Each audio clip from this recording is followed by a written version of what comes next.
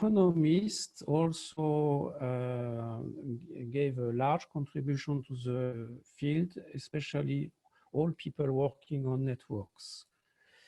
And of course, we have already had in this webinar some people like Benjamin Golub start speaking about networks. Okay, so what is particular in the approach is that they introduce strategic consideration, maximization of utility, which does not exist. For example, if we go to physicists, which have a completely different approach to the problem. So it's quite surprising that the physicists started to study opinion dynamics. This has nothing to do with physics, but this is based on an analogy with particles. So particles in a field have spin, which is +1 or -1, and this is exactly like a binary opinion, yes or no, on a given topic. Of course, they use their techniques from statistical physics, so essentially the mean field approximation. And even they created this, this word, sociophysics, which is, I think, due to Serge Galam, which is one of main people working with it. But there are many others like Katarzyna Schneid-Veron, which I will comment the works later, and so on. Then that's not all. Then also a long time ago, computer scientists and all mathematicians, statisticians especially, have studied also similar things through automata models. Usually these automata models are defined on grids which are infinite lattices like Z square.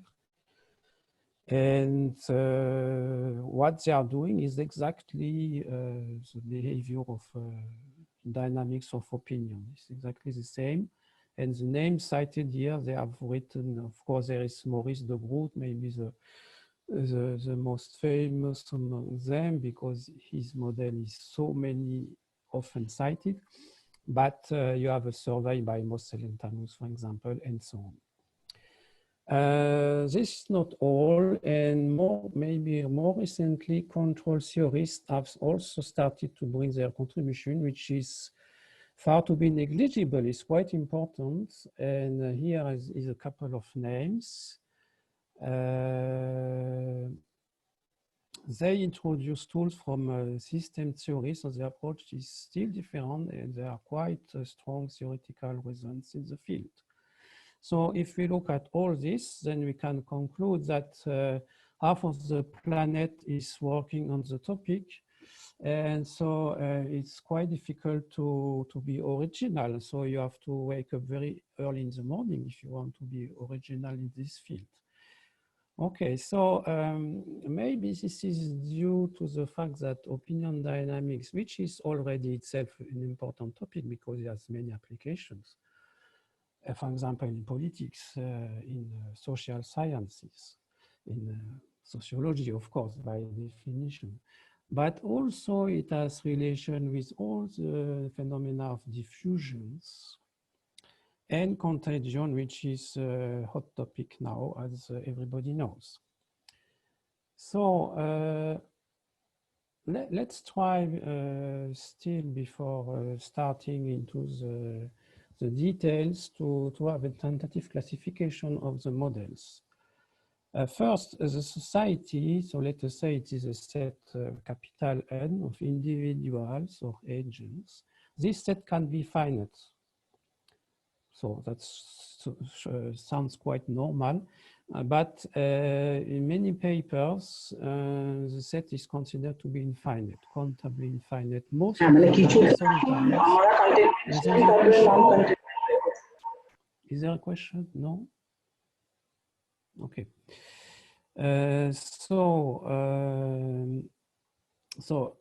often it's considered as infinite, especially by computer scientists and also physicists, for example, in random network, which is the usual approximation to do easy computations. Okay. So now the society, capital N, can be without any structure, which means that everybody is in contact with everybody else. Or there is an underlying network which is modeling the links between the agents. These links could be directed or undirected. Okay. So now if we look at the opinion itself, so it is a variable which can be discrete, most often binary, just 1 or 0, yes or no, -1 +1, or it can be continuous. So sometimes it's a real valued variable, sometimes it is in a closed interval like 0, 1 or -1 +1. Okay. Now the mechanism of updating, opinion updating, there are many characteristics, but one of the first maybe is to be Bayesian or non-Bayesian. Bayesian means, this is very specific because it means that there is a true state of the world which is unknown, and the aim of the game is to guess the true value. So the opinion, what is studied is whether the opinion is converging towards the true value of the state of the world. Okay, these are all the Bayesian models. Otherwise, if they don't assume this, they are non-Bayesian. Now, another characteristic is that it could be continuous time or discrete time. Okay, and if you look at the function defining these models, the function itself can be time dependent or time independent. This is also an important characteristic. And finally, with the updating rule, it can be synchronous or asynchronous, which means that either all the agents update at the same time, or they update one by one at each time step. Only one agent is updating its opinion. Okay. So then last characteristic is about kind of behavior of the agent. It can be conformity, which means it is kind of herd behavior. You want to follow the trend to act as everybody to have a similar behavior, or you want to be opposed to this, and either you are anti-conformist, you do the opposite of the others, or you are completely independent and do not listen to other opinions. Okay, so of course it's impossible to survey all of this. So I choose to only study the non-strategic models, non-Bayesian. So to say, the mechanistic models. Okay, there are enough still already much things to say about this, and I will try to do some emphasis on time-varying models and anti-conformity. Okay, so this is the outline. So we will start with binary opinion models and then continue with continuous opinion models. The first one in the binary opinion class is the threshold model, which is really the simplest one. Okay, so let's start with this. So the threshold model, there are several people at the origin of this, but the two names here, Granovetter and Schelling, are two sociologists. So we consider a finite set of agents, and every agent has a neighborhood, gamma I, which is supposed to contain the agent itself. And the opinion is binary, okay? It's 0 or 1. So the state of the society is supposed to be the set of all agents with opinion 1. And how is it evolving? So it's very simple. So the opinion at next time step is 1 if the average opinion in the neighborhood exceeds a given threshold. And this threshold is depending on the agent itself, okay? Otherwise, it's 0. So so in words, if there are enough people with opinion 1 in my vicinity, then I will also take the opinion 1, otherwise I take the opinion 0. Okay. So Granovetter studied this model in the context of riot and showed that if there is a uniform distribution of the thresholds, then there can be a kind of almost spontaneous starting of the riot by a cascade or domino effect, which makes all the people one by one starting to riot. Okay. So now, mathematically speaking, there is one fundamental result here, which has been proven. So it's a Folk theorem, but its proof is not so easy, especially for the general form I give here. It has been proven by Goles and Olivos. And it says, so it gives result for this very general threshold model. You see that what is different from here is that now it's a weighted average, and even the coefficient can be real, they can be negative, for example. Okay, so it's quite general.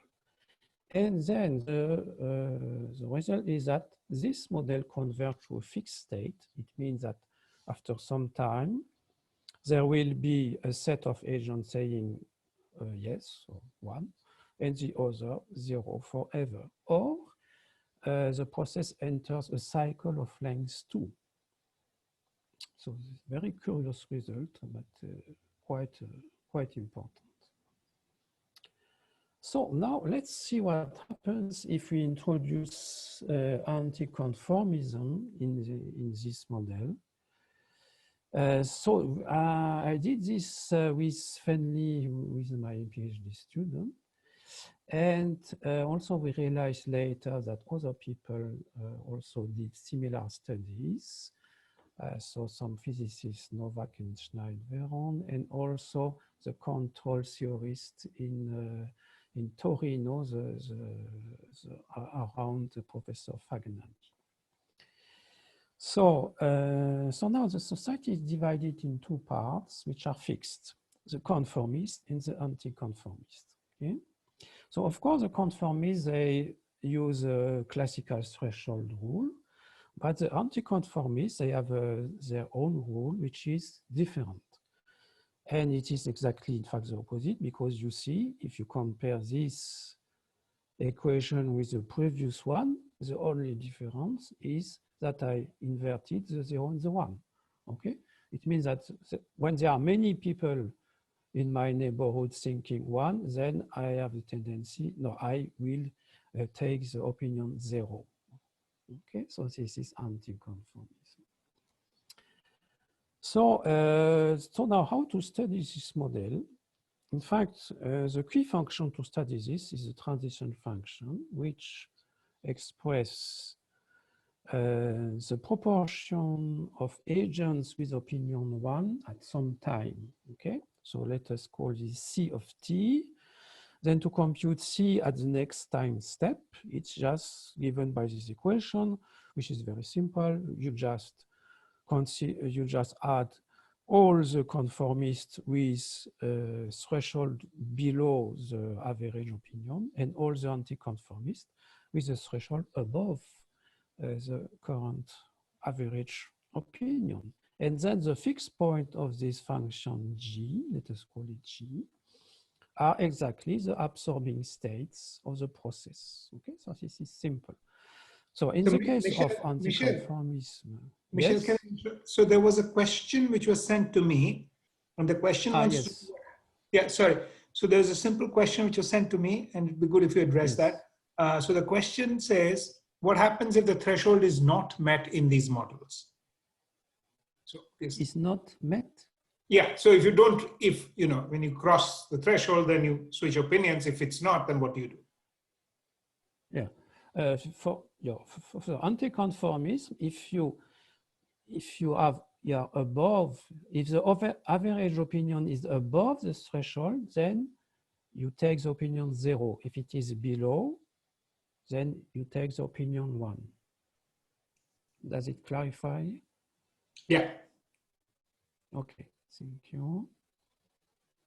So coming back to this transition function, so it's enough to study the behavior of this function because the fixed point will give the absorbing state. But now what is complicated with this case is that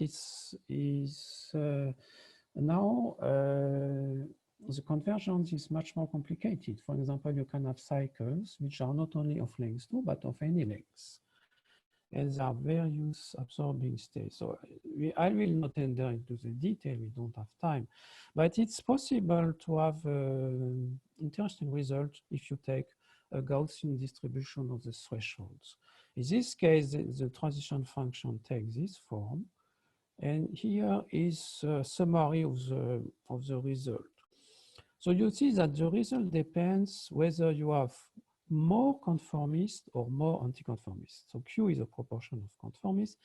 So in this case, if you have more conformist, then you can find fixed points, so absorbing states, and no cycle, which is interesting.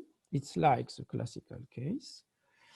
And on the contrary, if you have more anti-conformist, then there is a unique fixed point, but it is not always stable. And if it is not stable, it will degenerate into a cycle. So maybe we can see this on the following figure. So on this figure, this is a case of a more conformist case, okay? And this is a function G, the transition function. You see it is increasing. And so the crossing with the diagonals gives the absorbing states. These fixed points are stable because if you move a little bit from them, then you will come back to this point. So let's do the experience. So suppose now you are here, then it means that the next opinion is the coordinate value of this, so it is given by this values. Then the image by the function G at this point. So you see, you come closer to the fixed point. But if you go here, and if you move, then you will go here, okay? And let me see. Yes, no, sorry. So if you are here, yes, then the next, no, sorry, I mistake. I took the diagonal. I must take the function, of course. If you are here, the next point will be given by the diagonal. So you jump here and then here. So you see, you completely diverge. So this point is not a stable fixed point. Now, if we take the case of anti-conformist, more anti-conformist, you see that the functions are decreasing, and then you have strange phenomena. So if you take one of the curves here, then the fixed points here are all stable, which it is easy to see. But if you take the fixed point of these two curves here, when the slope is greater than 1, then they are unstable, and you will go to this limit cycle of length 2, you see, because it's simple to see. If you put it, you deviate from the fixed point, then you will go to this point here, and then gradually you will go to the corner, and then you enter this big cycle here. Okay, so it shows you the phenomenon of cycling. Okay, so let's go. No, it doesn't work anymore. Sorry, I should have done something wrong. No. Okay. Yes, so, okay, that works. So now, yes, so this is another case where the neighborhood is random, maybe I will skip this because then it's a bit too long. I see the time is flying. So just to summarize the result here, this theorem says that under very mild conditions, what will happen is, in one word, is disorder. Because this shows that the absorbing class is 2 to n, which means that any state can be reached. It means that at a given time step, you have a set of agents saying yes, saying 1, having opinion 1, that at the next time step, it can be any other group of agents. And this repeatedly, so this complete disorder. So it shows that even with a small number of anticonformists, you get into a completely disordered society. You cannot control anymore, okay? So now let's go to the next one, the voter model and its variants. This is a well-known model, especially studied by physicists. So in this model, the agents have two states, which are, yes? Michel, I had another question that was sent to me. Yes. You can answer at the end, but I'll give you the question. So, Okay. and you can decide when you want to answer it. So the question was, can we see the anti-conformism model as a sort of dual of the conformism model? Yes, so yes and no. So yes, because if you take a society of only anticonformists, then it will be a kind of dual, because model is simply the inversion of the classical model. But if you mix them, if you mix the conformists and the anticonformists, then the things becomes quite complicated, and that is just not just a dual of the classical one. Okay. So now let's go to the voter models. The opinion is binary, is coded by -1 and +1, because in physics this is a spin which is -1 or +1. Okay, this is more convenient like this. And how does it works? This is an asynchronous model, because at each time step you just pick an agent and update only one agent and not the others, okay? Then suppose an agent I is selected, and you also select one of its neighbors, say J. And then simply the opinion of I becomes the opinion of J. You simply copy the opinion, that's all. There is no other change. So it's extremely simple. So there is some, the main variant is called the Q-voter model. Then instead of picking only one neighbor, you choose Q neighbors among all the neighbors, okay? And if all the neighbors agree, then you take the opinion, this common opinion of the Q neighbors. Otherwise, you are not influenced, but you may flip your opinion. The Si is transformed by minus, okay, with some small probability epsilon. So this is a voter model. Okay, and now Schneid-Veron and all his staff have studied in details the Q-voter model with non-conformity. They have introduced two types of non-conformity, so independence. So yeah, in other words, you are stubborn, you don't listen to the other, you are not influenced, or you are anti-conformist and you do the opposite, okay?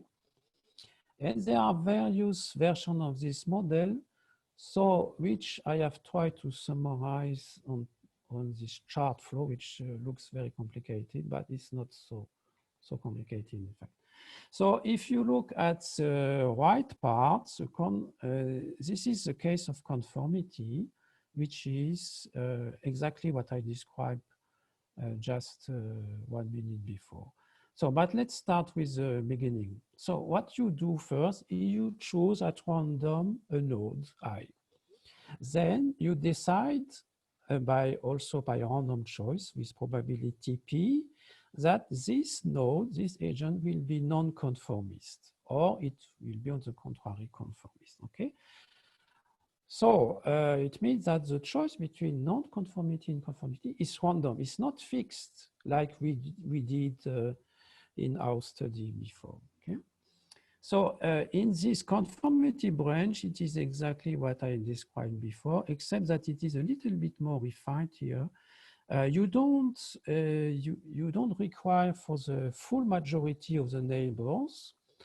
It is enough to have W nodes among the queue to adopt their opinion. Okay, so it's a kind of majority.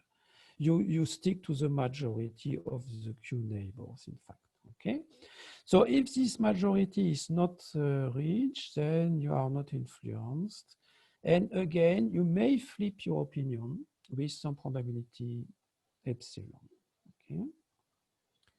So now, if we look at the non-conformity branch, again, by tossing a coin, you decide if the non-conformity is independence or anti-conformity. If it is independence, then you are not influenced. So you flip a coin again to just to take the opposite opinion or don't change your opinion. Okay. In case of anti-conformity, you do the same as in the conformity model. You choose Q neighbors, and if a majority among them is in the same state, then you take the opposite state now. Or otherwise, you don't change. Okay, so this is a chart flow of this Q voter model in its full generality. So now, how is it studied? By which tools? That's interesting. So they define the probability of having a given proportion X of agents with opinion +1 at some time tau. And they suppose that this probability obey a Markovian process, okay, with some transition function. And so, like before with our threshold model, the key quantity is the concentration C of tau, okay, which is the expected value. So it is the expected value of yes, of X, not of the opinion, because you must make a small change of scale for this, but it's almost the same. And now you do a mean field approximation, which means that you consider that your neighbors are not exactly your neighbors, but it is the average agent, okay? They are all similar and equal to the average agent. Then you get this equation, which is simple to interpret, and now making the interval step tending to 0 and n tending to infinity, you get differential equations ruling both the concentration and this probability. Okay, this probability takes a Fokker-Planck equation type, and then you can study this. And how do they study this? They use the phase transition diagram, which depicts the behavior of the steady state of this quantity C, the concentration, or the opinion phi, which is just a rescaling. Okay, the opinion phi is in -1 + 1, while C, which is a probability proportion, is between 0 and 1. See, and the control parameter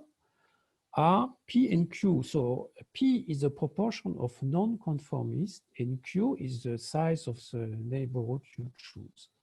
And so you get something like that. Yes, so let's see directly the result. So this is a picture borrowed from their publication. So how to interpret this? So you see you have three axes. So the first one is P. So I remind you, this is proportion of anticonformists starting from 0 to 1. Then here you have Q, which is the size of the neighborhood. And in the z-axis, you have the opinion, which is between -1 and +1, you see? So let's look at this figure, which is obtained when Q is large. Okay, so the neighborhood is large.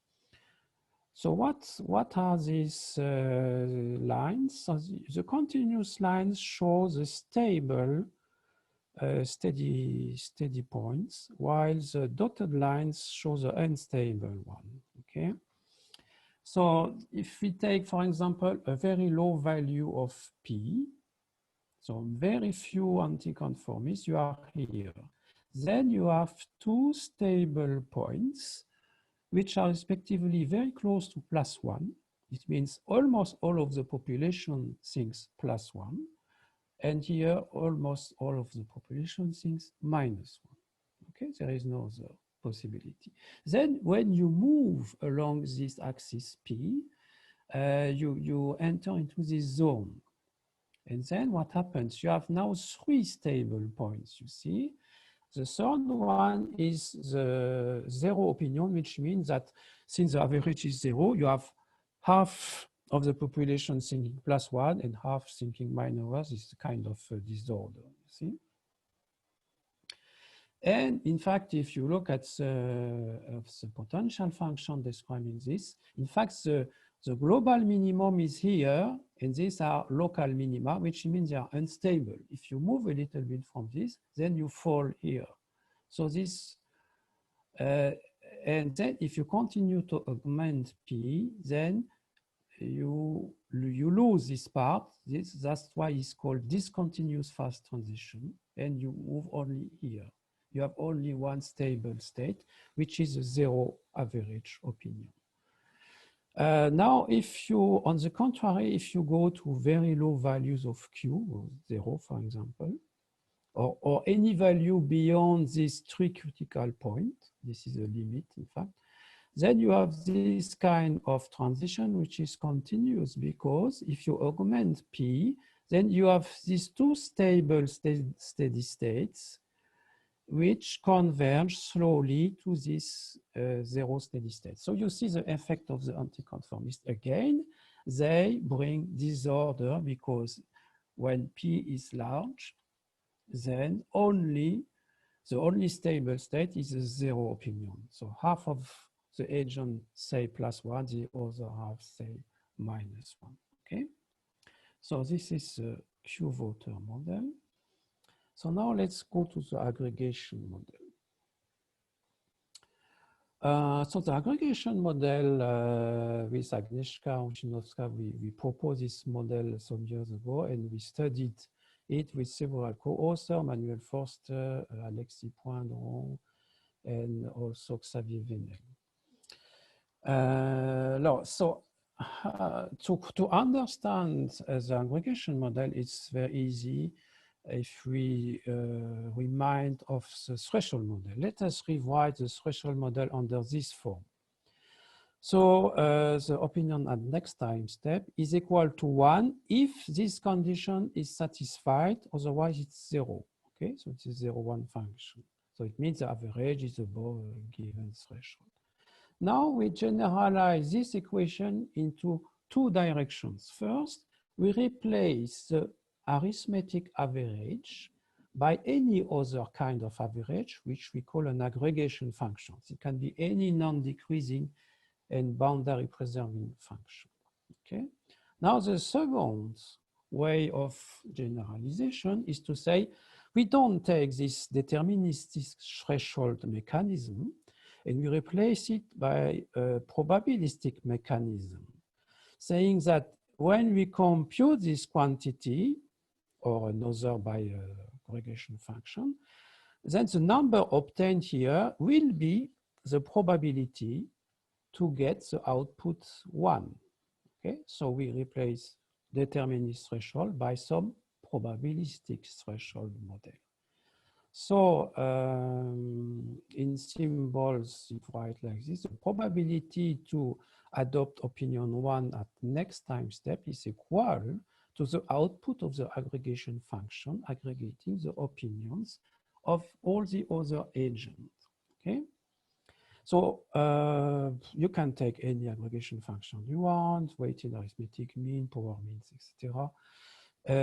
What is interesting is ordered weighted average, because these are anonymous aggregation functions. It means that the identity of the agent has no importance, only the rank of its opinion.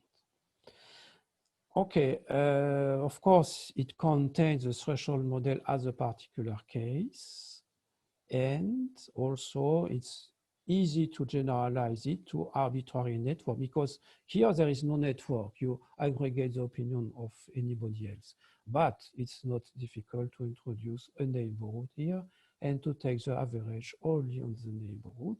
You can also take an infinite network with a finite neighborhood. That's what we did with Xavier Venel in a working paper. What about the convergence? So it's not difficult to find that the state of the society, the state being defined as a set of agents with opinion 1, okay, like before. Then you have 3 types. You have single absorbing state. So it means there is polarization of the society into 2 groups, the yes group and the no group, okay? It doesn't move anymore. Or you have cycles, or you have something more complicated, which are intervals. So maybe I will not detail this because of lack of time. And so we have done the same model with anticonformists with Alex T. Poindron. Again, we divide the society into 2 parts, the conformist and anticonformist. And now for the anticonformist, the only difference is that the aggregation function is yes, it's non-increasing. So otherwise, it is the same, okay? And we take also anonymous aggregation to simplify. Then what we see is that, so this is an example of aggregation function for the conformist. That is an increasing function. Here, you have the number of people saying yes. Okay. Excuse me, Michel. Yes. Yes. Michel, I have a small query. Yeah. If you change your type of the aggregation, say for example, conjunctive or disjunctive or averaging, will Yes. that change your entire opinion mechanism, or like if you go for this maximizing or minimizing or averaging, will that change your mechanism of opinion mechanism? No, I'm not sure to understand the question. So it's about the aggregation function, yes? Yeah. So we take increasing for the conformist and decreasing for the anticonformist. It means that the more people say yes, the more you are inclined to say yes yourself if you are conformist, or say no if you are anticonformist. You see? That's the meaning of the aggregation function. So I think Michel, I think he's asking a different one. Instead of averaging, what if I take the minimum opinion of my neighbors or the max opinion of the neighbor, something like that? Yes. But these are particular cases of increasing aggregation functions. So they are still conformist, but they are very, very particular. But I can represent them. If you take the minimum, then it means that only one agent is sufficient for me to say, no, the minimum, no, sorry, so this is the maximum. So I would need all agents to say yes to be convinced to say yes myself. So it would be a function like that, okay? Only the last bar is high. And the maximum would be the opposite. It would be a function like this, okay? Okay. Thank you. You see, it's a particular case of this function. They are conformist anyway. Okay. So it's a good question, because then I can introduce this notation here. So these are the threshold to be to start to be convinced. You see that here, this guy needs 3 people to start to be convinced to say yes. And after 7 people, he's completely convinced, you see? And you have similar for the anti-conformist case. So these are considered as control parameters, and we can do phase diagram like the physicist. So I am sorry to be obliged to hurry up a little bit. So let's see just for a moment this phase diagram we can obtain. So it's, you see, it's exactly like in the study of Schneidveron in some sense. So the colors represent the kind of absorbing class you obtain. The blue one are the cycles, the white one is the disorder or chaos, if you want. The red one means that all the conformists say yes, and the others say no. And the green is the opposite. It is the anti-conformists who say yes. So you see, depending on the parameters of your aggregation function, you can fall into one of the other regions. If you change the parameter, so you really can control what will happen. And what is interesting, so for example, if I take this region, which is red, which means that all the conformists say yes, it means that even if you start with a society where everybody say no, automatically in the long run, if the parameters are in this zone, you will end up with yes opinion for all the conformists, you see? That's a kind of cascade phenomenon you cannot avoid, and this is interesting. This happens here and here, but in almost all other cases, this is mixed, so you cannot predict what will happen exactly. It depends. Okay, this is random. So yes, I am obliged to continue. So let's go to the continuous opinion models. So of course, the most classical one is the De Groot model. Maybe I will go very quickly for this, which is so well known. So you know that it is, the model is basically this one. You have a matrix of weights, and every agent put a weight on the opinion of the others. Then you take the average of all the other agents, and this updates your opinion. Every agent do the same.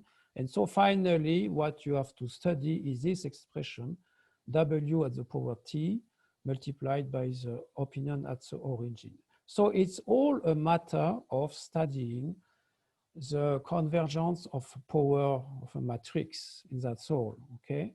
So this is all contained in books on non-negative matrices, okay? For example, the book by Seneta, which give a very good account of this, yeah.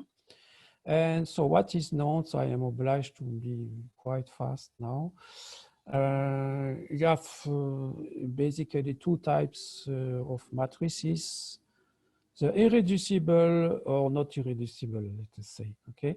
Irreducible matrix means that the corresponding graph, if you view the matrix as, how is it called?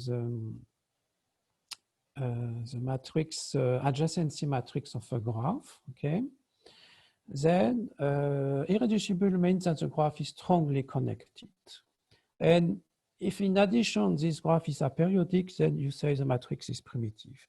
And then you are sure that there will be convergence to a consensus. This is given by this property. The limit of the matrix is, in fact, a matrix with all rows identical. And the rows are nothing else than the left eigenvector associated to the eigenvalue 1. Okay, this is classical result, I don't insist. So what I could also mention is that the second eigenvalue gives a spin of convergence. And if the matrix is not irreducible, it's not a problem at all, because you just divide into block matrix, block diagonal matrix, which are all irreducible or even primitive. And then you can study the convergence to a consensus in each subgroup, which means that there will be no consensus, but at least there will be convergence of the model. There are many variants, so I cited 3 of them here, but there are many others. 2 of them are in continuous time, but essentially the results of convergence are exactly the same. And you have the Friedkin-Johnson model where you have additional stubborn agents. So now I would like to spend more time, the remaining time, on time-varying model, because this is much less well known and is much more difficult to study, in fact. So in a time-varying model, what happens is that your matrix A, previously it was W, your matrix A is depending on the time. So this is updating equation. And so this means that if you start from the initial time 0, then you have, in fact, this ugly product of matrices to compute, okay? So it's not no more and not anymore power matrix. So again, this is, you have to look into books of matrix theory to know how to study the convergence of this product. So this is called technically the backwards inhomogeneous matrix products. And if you look at all the results, except the very simple one, they all involve a condition which you cannot avoid, which is this one. It's called the condition C in the book of Seneta. It says that if you take the minimum of the elements, the non-zero elements of the matrix, okay, then this minimum should be greater than a given quantity gamma, strictly positive, and this gamma does not depend on K. In other words, if in your matrix AK there are some terms which tend towards 0 slowly with K, then there is no hope to use any of the following results because they all, you don't satisfy this condition C, and so most of the results of the literature cannot be used. So you have to do something else. Okay, so just a terminology, the backward product is said to be ergodic if finally the product tends to a matrix with identical rows, exactly like in the time-independent case, where the power of the primitive matrix tend to a matrix with identical rows. Okay, so ergodic means, to say it shortly, that it behaves like a primitive matrix, okay? So this is just an example of results of the literature. So there are many of them which are very alike, and they all use this condition C. So let us have a quick look at this one. It says that suppose that you have row stochastic matrices satisfying the condition C, and in addition, the diagonal must be no zero on the diagonal. And also, if you take the corresponding graphs, take the union of them on the time window, then these graphs have a single absorbing class, that is to say, a single connected, strongly connected component which has no output. Okay. Then under this condition, which is not so easy to prove, then the process is ergodic, and which means in practice that it converges to consensus and you can compute the consensus. Okay, so let's see an example of a relatively famous example of model of De Marzo-Vallanos-Zwiebel of time-varying model. This is the following one.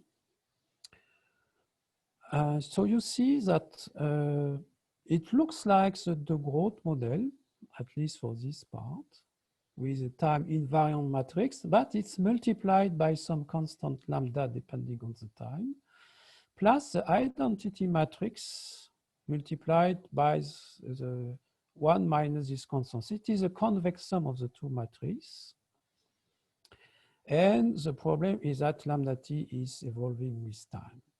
And under the condition that t is irreducible and the sum of these constants tends to infinity, okay, so they don't vanish quickly, then there is convergence to the consensus exactly like in the classical case, because here you have again the left eigenvector of the matrix T.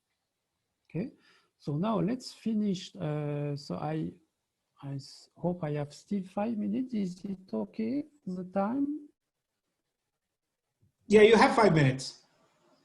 5 minutes, okay, so that's enough to speak about the bounded confidence models, which is a very specific example of time-varying matrix. So these models were initiated by Krauss, who is a mathematician, Dittmer, and Excelman is in fact a sociologist. So you see again the collaboration between sociology and mathematics. So all is starting with what is called the range of confidence D, a positive quantity. And what we do with this is that every agent defines its own sphere of influence. It means that the agent listens to the opinion of the other agent only if this opinion is not too far from his opinion. Okay, at least not farther than the distance d. Okay, so d is a kind of distance. It defines the interval in which you listen to you are influenced by the opinion of the other. Otherwise, they are too far for you, and you simply don't listen to them. Okay. So now you have understand how it works. So this is the mechanism of updating. So you take simply the average over this trusted interval, the average over the trusted agents. You see, simply the average. So this is called Excelman-Krauss model, HK in abbreviation. And now it's easy to see that this is a de Groot model with a time-varying matrix, because the weights are depending on time, because you take only the agents which are close to you, not geographically, not in the topology, but in the opinion space. Okay. Now what is quite funny with this model is that once you have an order on the agents, order means the opinions, order in the sense of the opinion, okay? Agent 1 has the smallest opinion than agent 2 and so on, okay? Then this order cannot be changed during the evolution. That's very curious property. There cannot be a flip between two agents. Okay, if you have an opinion which is smaller than the opinion of your neighbor, it will remain forever. Okay, so we may suppose that this is the order which is valid for all time steps. Okay, x1, x2, xn. Let's suppose this. So now, because of this, you can define what is a chain, a D chain. So you say that a set of opinions, this xi, xm, are just values, are not agents. Agents are I and m, of course. It is a D chain if the distance between two consecutive opinions are smaller than D. So it means that xi minus xi plus 1 is smaller than D, and so on, you see, on all the chain. So you understand that then, given the vector x of opinion for all the agents, it is just formed by several D chains, because either the distance is smaller than D or it is greater. If it is greater, it is another chain, is the next one. Okay. So, and there are many interesting properties of this D chain. So first, two D chains are two max. Yes, I forgot. Maximal simply says that it cannot be extended. Yeah? You take really all the chain, and if you go further, then it is another one. So two chains can never merge. And the diameter of a chain, which is defined as the distance between the extremal opinions, is always contracting with time. It cannot expand. It just can be contracted, okay? Then another interesting phenomenon is the following. If you have a chain of lengths at least 5, then it can split into different chains. But if the length is smaller than 5, that it never split. And in addition, it will collapse into a consensus. So let's take an example to see this. Here is a chain of 5 different opinions, 0, 1, 2, 3, 4. These are the value of the opinions, okay? Then D is equal to 1. So you see it's effectively a chain, and you have 7 agents, because 2 agents with opinion 0 and 2 agents with opinion 4.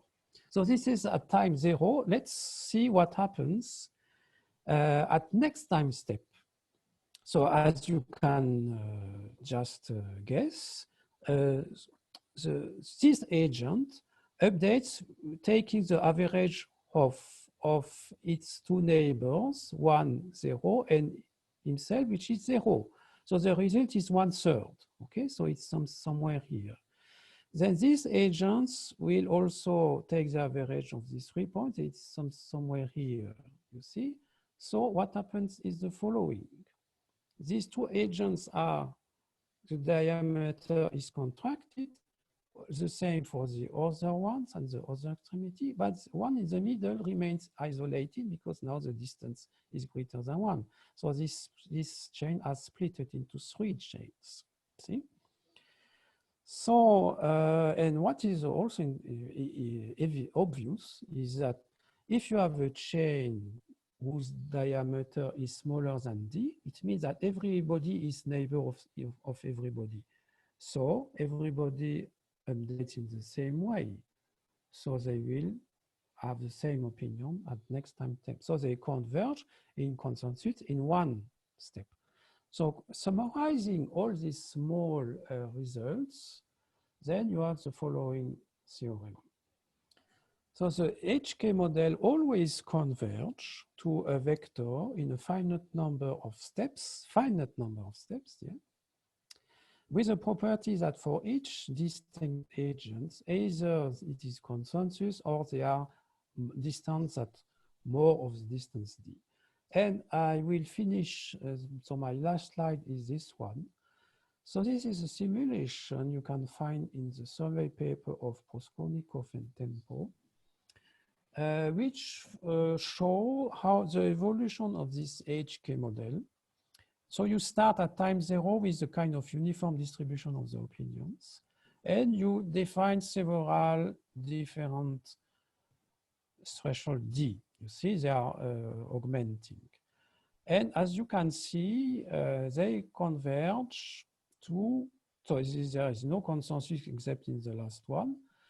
They converge to, it is called fragmentation because it's more than polarization, it's fragmentation. You have a lot of different opinions.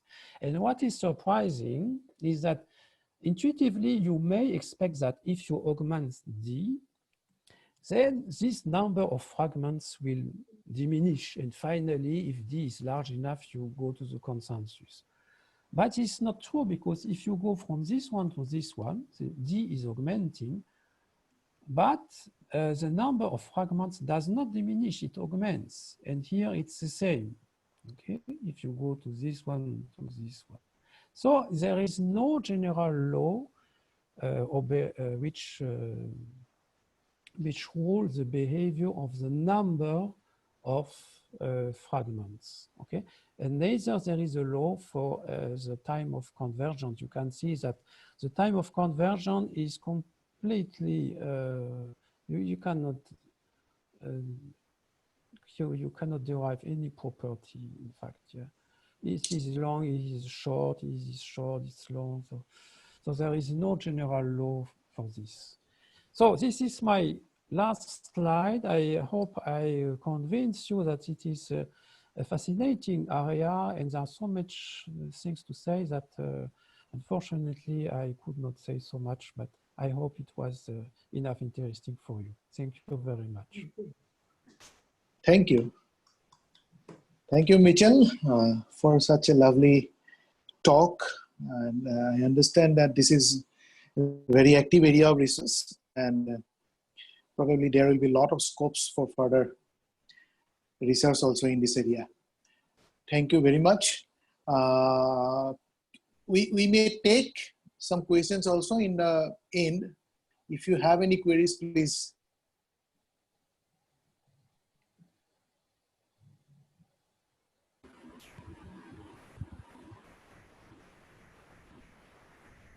So Yeah. I think there is no